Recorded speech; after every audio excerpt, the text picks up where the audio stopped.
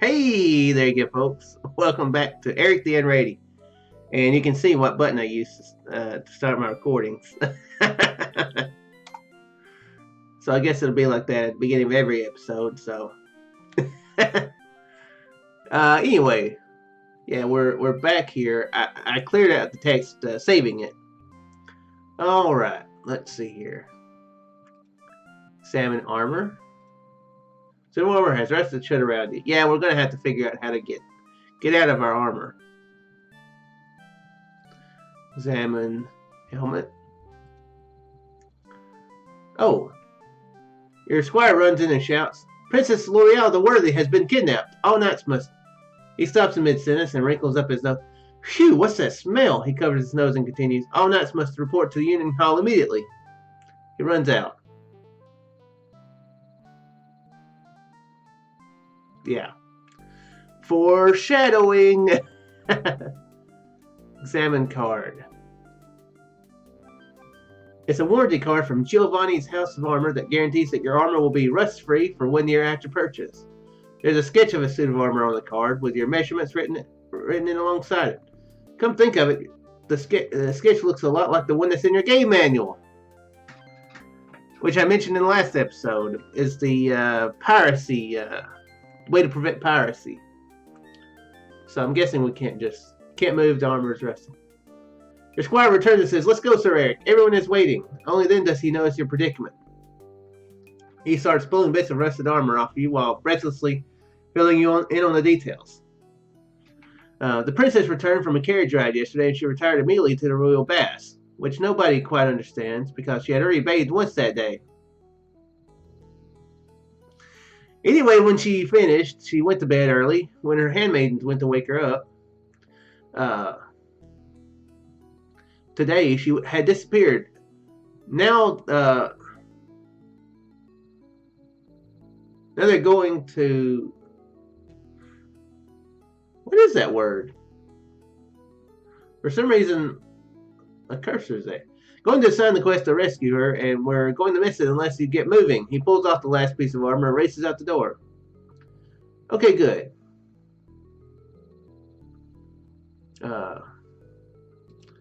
Take card. Take the card. Is the torties in our inventory? Yeah, okay.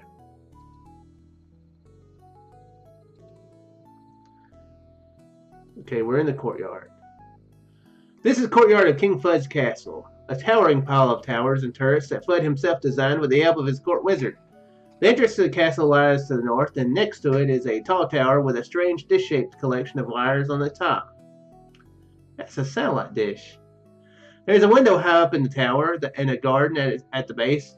The entrance to the barracks lies to the west, and the town itself lies to the south. You see a newspaper here. Ooh, let's take the newspaper.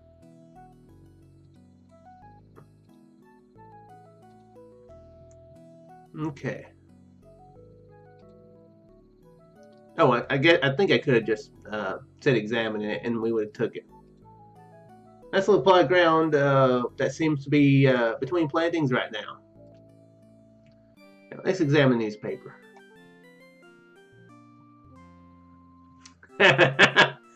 Yes, we made the front page. I love her and won't give her up, says the knight. I've been seeing her in secret for over 2 years, and I finally decided to make an honest pig of her. Eric elopes with pig.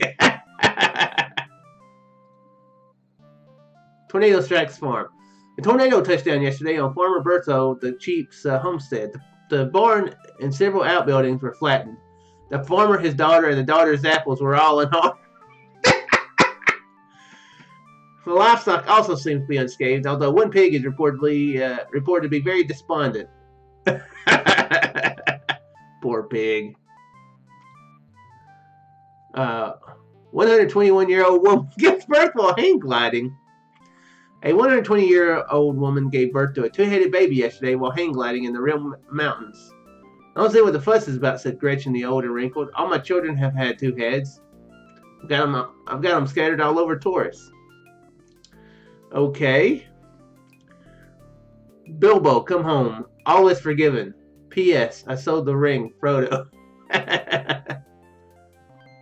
Two guardsmen seeking like-minded, group-oriented individual must be bold, daring, and willing to sleep three to a bed. Chocolate lover preferred. That one I don't quite. That one I don't get. Of course, I got the Lord of the Rings one. Albatross, good condition, cheap. Now owner must pick up in person. No delivery terms available. A mariner.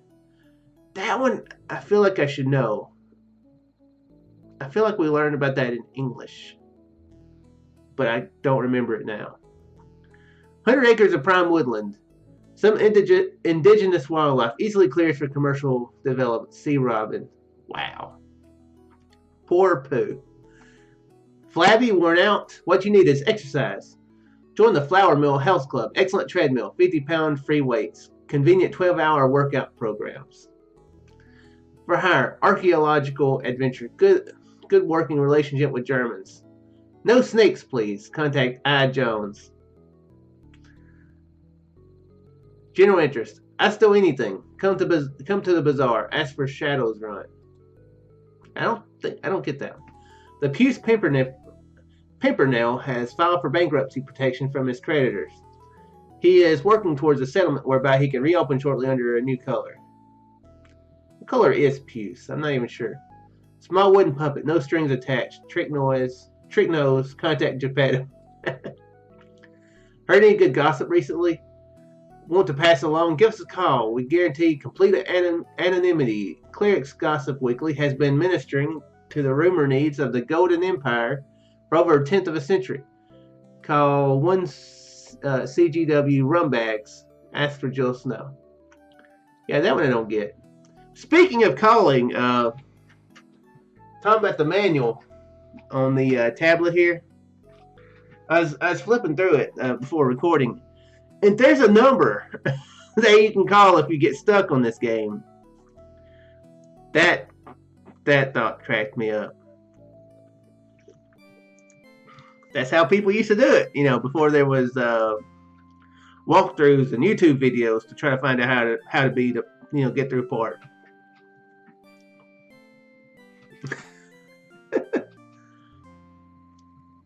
It would be interesting to actually call that number. I'm not going to do it. Whoa, what? Oh, okay. Sergeant at Arms appears out of nowhere and drags you to the Union Hall.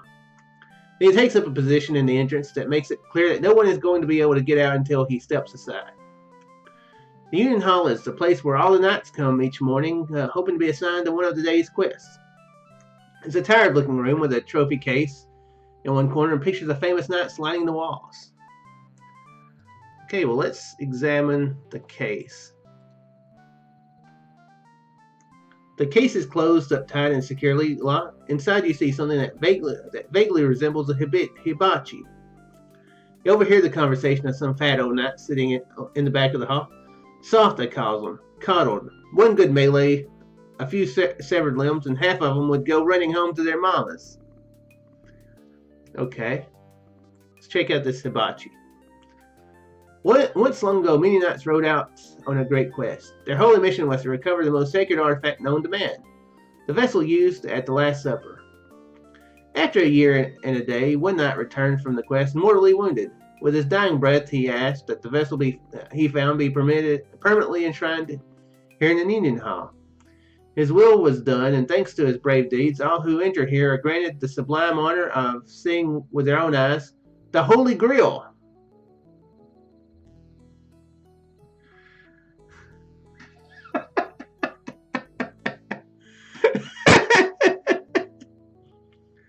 The Holy Grail. I'm assuming it's what that's how Jesus made his hamburgers. And look at that fancy equipment. In our day, we didn't have lances. We had long sticks that we sharpened with our teeth. And helmets? We used kitchen pots on our heads and hope for the best.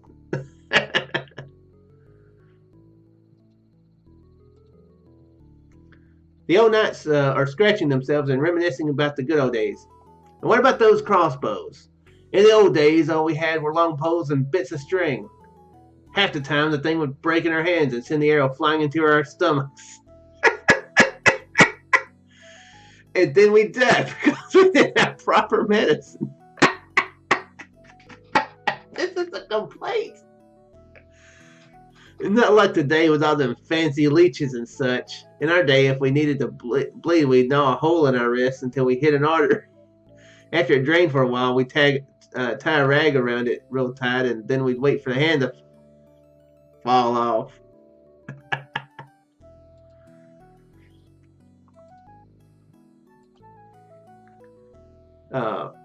Your eye falls on one of the pictures. Sir Gasper the Hasty. Killed in the line of duty during the quest for the dragon of Cabbage Patch, he was the first to track the infamous beast to its lair. He had snuck up behind the monster and lifted its tail to strike the killing blow. When without warning, the dragon broke wind and incinerated the brave knight on the spot. That's a terrible way for a knight to go out.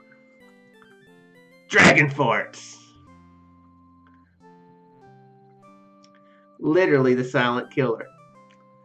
Not to mention how they run sieges nowadays. Now it's catapult this and battering around that. And in my day, we'd send 500 screaming maniacs running up the castle wall to form a human pyramid.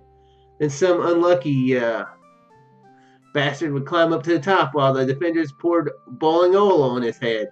Then if by some chance he made it, they'd hack him to bits with their swords. But did that stop him? No. He'd run down to the inner gate and use what was left of his body as a counterweight so the rest of us could rush in and kill all the livestock and rape the women.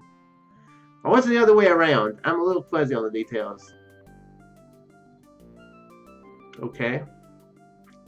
I think that's a Blazing Saddles joke. Because I think in Blazing Saddles, he said they do say it backwards. Don't they? It's been a good while since I've seen Blazing Saddles. There's another part of it where... there's another part of this game that references the lady in Blazing Saddles with an interesting accent, you know. Let's check out the young knights. The knights are preening and polishing up their armor. The room falls silent as the shop steward comes in. He faces the troops with a pained expression on his face and begins to speak. Listen up, men. The king's daughter, Princess Lorealle the Worthy, has been kidnapped. It's my job to assign one of you knights the task of going out and rescuing her.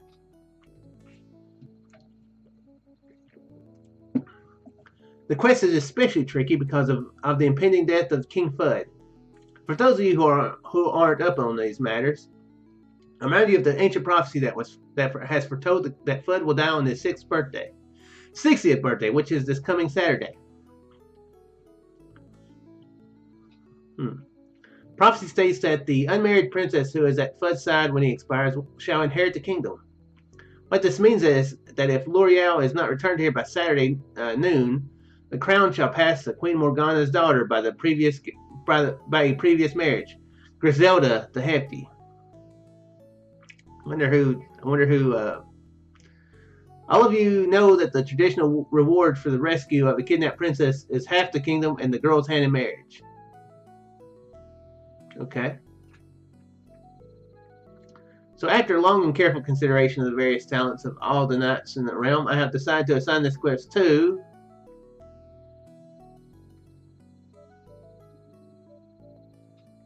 Eric the Unready.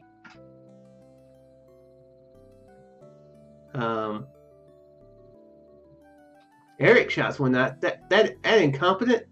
Why our treasury still hasn't recovered from the cost of rebuilding Ulrich's House of Torches? Yes, shouts another, and Farmer Bertho, the cheap, still hasn't figured out how to get that chicken out of his cow's butt. How can you pick Eric? Wait, I don't remember that part. Silence, roars the shop steward. The decision has been made, and the decision is final. Knights start to file out of the hall, glowering at you as they pass. A few of the older ones are angrily gnawing at their greaves. Soon you're left alone. I don't know if I could talk to the knights or not. Let's keep examining these pictures. Sir Theobald the Fat labored long and well into the king's service until he retired to become an instructor at the Knights Academy. Then he was killed by a student while standing next to a dummy during jousting practice. I think that was us. I think when he was calling over our record, he mentioned that. That's funny. Sounds like he was a pretty big target, so I mean... Uh, Sir Cedric the Patient died when he sought shelter from a summer shower in Dahlgren Castle. His armor rusted while he was standing in the front hall, and no one realized the suit was occupied until a passing tourist peeked inside the following spring. Ew. They probably were like, why is this so smelly? Sir Gareth the Blind, a pioneer of water safety, he was the first to advocate removing one's armor prior to diving into the ocean to rescue drowning victims. Died while demonstrating mouth-to-mouth resuscitation to the wife of a jealous duke. Was she drowning? Or was he just demonstrating it? Ma'am, I want to make sure that you're going to live if you ever try to drown. Here's what you need to get somebody to do. You do this with the chest, and then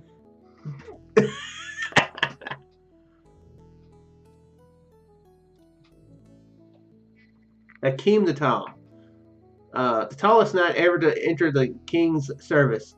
Like most knights, he died with his armor on. His untimely demise occurred during a thunderstorm when he raised his hand to point at the cloud from which a lightning bolt had come just a few moments before.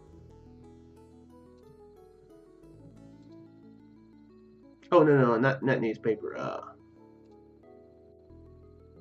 Pictures. I wonder how many of these there are.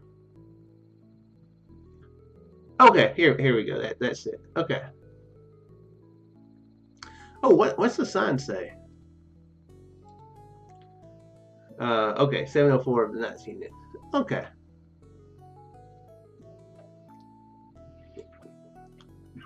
This is the village square. The courtyard lies to the north and the Union Hall to the east.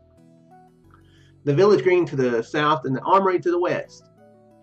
While you were in the Union Hall, a crowd was gathering in the village square. You elbow your way to the front of the throng and learn that they have come to see Ponce, the most famous bard in all of Taurus. Despite his fame, his prices are reasonable, as evidenced by the sign at his side. Someone tosses the bard a copper penny. He pockets the coin and says, "A man walks into a barber surgeon's office. On his head is a bright green frog. The barber surgeon asks, 'What's the problem?' The frog answers, 'I'd like to have this wart on my ass removed.'"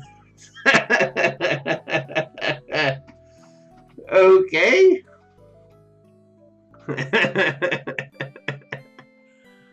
Wow.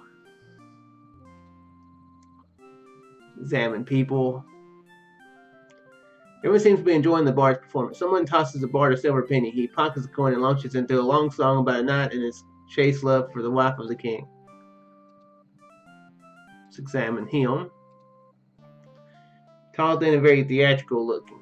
At the moment, he's singing a long, complicated song. Okay. Examine Ponce.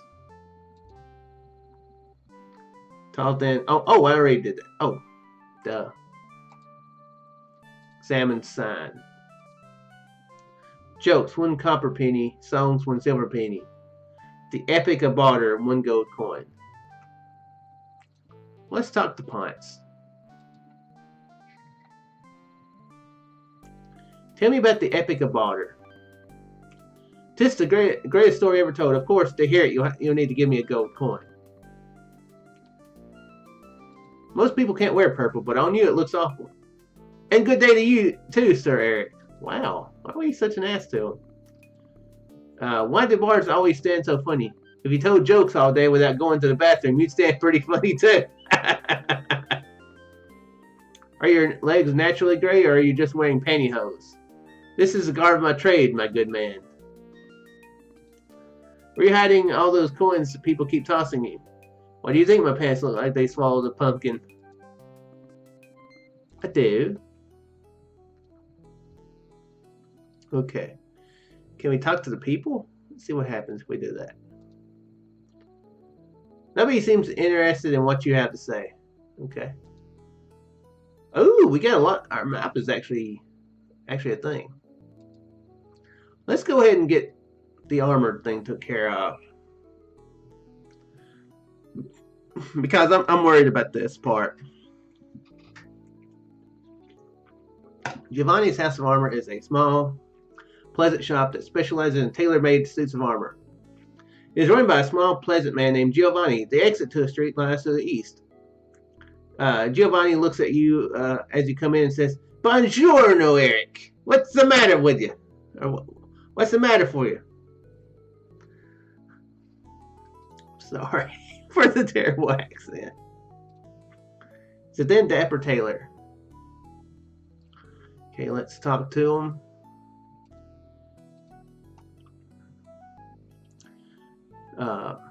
Your suits come with 2 pairs of pants.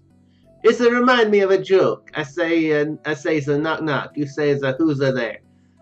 I say it's a Euripides. You say it's a Euripides who. I say it's a Euripides pants. I make a new pair. Pretty good, huh? I'm really terrible at the accent. I really think I should get a new suit of armor before I embark on this quest. If I was you, I no worry. Armor only slow you down. You have anything with a pinstrap? No. Pinstrap, it's all wrong. For you, we try the plaid. Yeah, plaid. Why do you talk so funny? I'm sorry. I'm only been in this country a short distance. Okay. Ciao.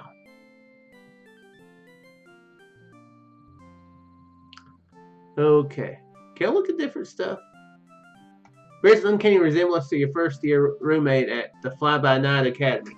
I wonder whatever happened to old Binky, you ask yourself. Then you remember with a guilty start the unfortunate episode when you accidentally spilled sneezing powder on the dragon during Dragon Fighting 101 class when old Binky happened to be looking the other way.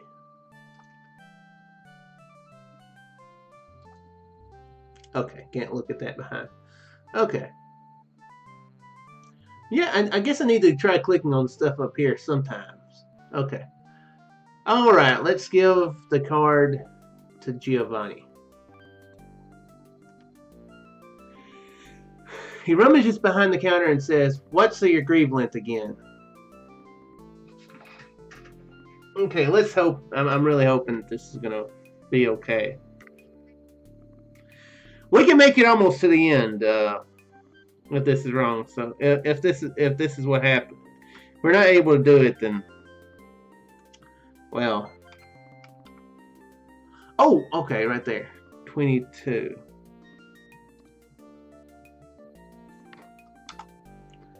Tacit style number 99B. Okay, I'm glad it's multiple choice. Yeah, 99B. Pauldron width. I think these are random what they do. The questions he asks. I mean, 5, right? Yeah, 5. Okay. It wasn't anything weird. Like it says like this. You can see that at the top there. I don't know if you can actually see it or not, but it says like payment, Gall at, arrow up, livestock up, Visa. I don't know what that means. So okay, if that's what yeah, I think we're good. Giovanni pops back out from behind the counter and says, "Okay, we got it now. Coming back next week, and I got a brand new suit for you. Until then, wear a decent cloak. It's the finest quality, last worn by a wizard himself." Okay, so we got us a cloak now. Let's examine the cloak. Simple cloak that has a single pocket. Examine the pocket. Oh, well, where's the cloak? I don't know. I don't have to put a pair of pants on and look in the pocket, so I'm a little skeptical that I have to wear it to look at the pocket. See a packet in the pocket. What's the packet? It's kind of hard to do while you're in. Well, take the packet. Take the packet from the pocket. Examine packet. Small packet that reads rapid grow beans. Just plant it in the ground and add water. Inside the packet you see a single bean. Okay. Examine bean. The small innocent looking bean. Oh. It tries to make us think it's innocent. I feel like I need to sneeze.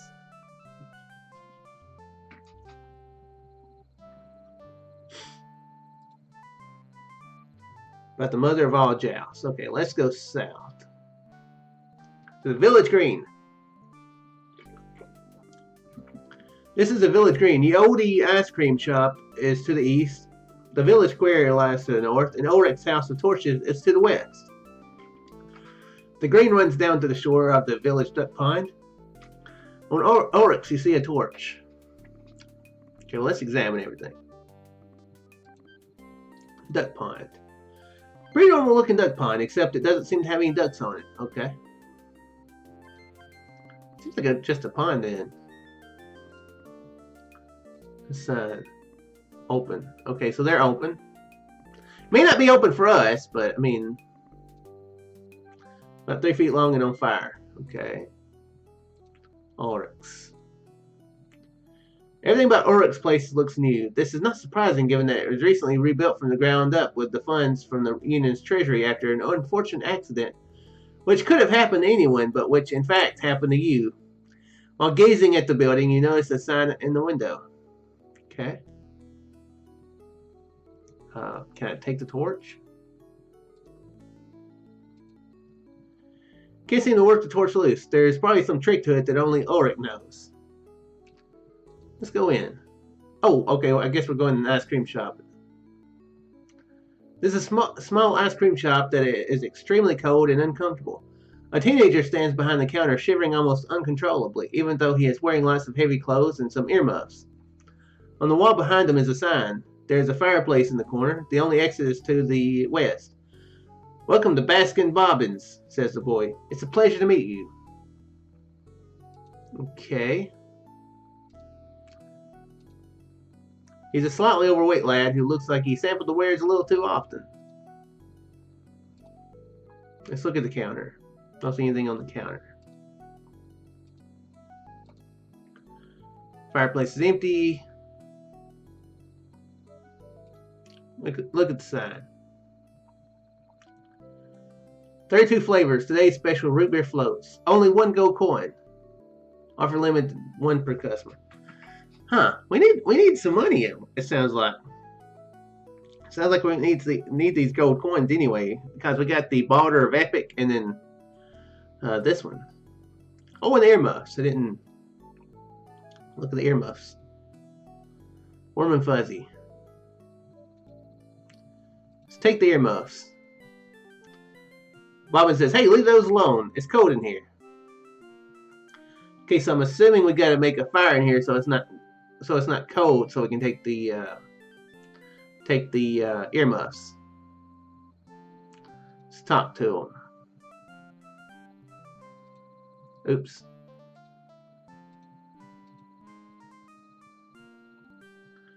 Those look like really nice earmuffs. Really, I hate them. I only got them because it's always so cold in here. Yeah, I'm over here. Sorry, I was just thinking about the music from Swan Lake. I think I just saw your mother out on the duck pond. Stop kidding around. Are you going to buy anything or not? I'd like to buy one of your 32 flavors. Sorry, I hear someone has eaten almost everything. We only have enough left for the root beer float special. Like a root beer float, need 1 gold coin, please. Okay. We're kind of mean. Making jokes to people. Okay.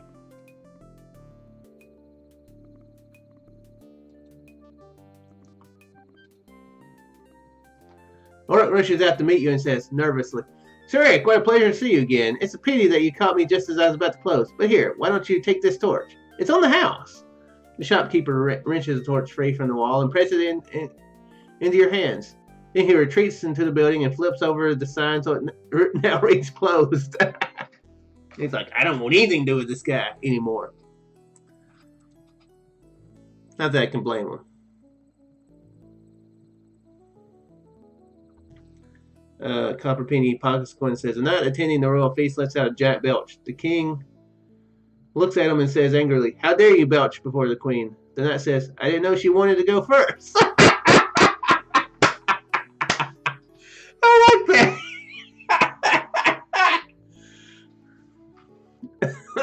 That's a terrible joke, but I love it. Okay, here's the courtyard. We didn't get to look around here and everything. Window.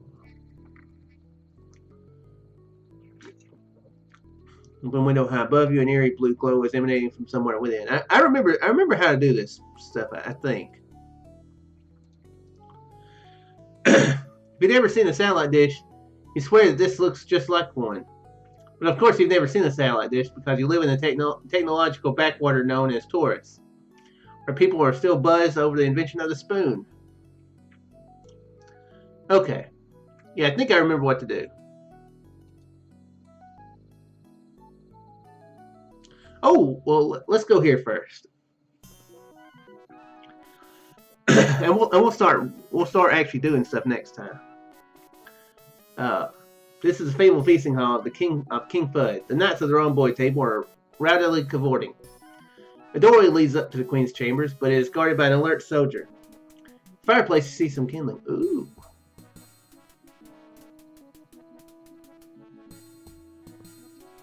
Examine fireplace. Okay. Kindling. Well, let's look at the guard first. Tall, strapping guard. Kindling. Looks like wood that would go up at the touch of a match. Okay. Making some progress. Or we're going to be making some progress soon. Rhomboid table. Here it is. The rhomboid table, fabled in legend and song, symbol of all that is good and noble. You gaze upon the table, waiting for its mystical power to manifest itself. Nothing happens. After a while, nothing continues to happen. No matter how long you stare at it, the table stubbornly refuses to look like anything other than an ordinary table. Okay. Examine the stairs. Okay, private chambers. Young knights. Knights are eating and drinking like there's no tomorrow. Can we talk to the knights? Oh, we can. Okay, cool. Hi guys, how come nobody invited me to the party? Sorry, Sir Eric. The invitation must have gotten confiscated. There's a new crackdown on chainmail. I like it. What happens when you need to go to the bathroom while you're wearing your armor? That's why the quick-handed squires get top money. Ew. Say, fellas, let me set you straight about me and this pig. Say no more, my good man. Test nothing to us. Oink, oink. What's with the alert guard over there? He's the queen's man. He guards the stairs that lead to her chambers. Party on, dudes. Let's talk to the knight. Or the guard, I mean. Wait, where's he at? Oh. G for guard. What's going on upstairs? Sir Pectoral and Queen Morgana are in private conference. They are not to be disturbed. Conference. If I told you I was here on the king's business, would you let me go up? No, I'd laugh in your face. I'm here on the king's business. Well, at least he was honest. Look, it's Haley's comment. Nice try, but he still can't go up. Why don't you go cavort with the other knights for a while? I'll stand guard here for you. Okay, oops, sorry, I just remembered. My cavorter is broken. If I gave you a nice shiny gold coin, would you let me go upstairs? Sure. Wow. I need so many gold coins, man. Okay, well, let's take the kindling.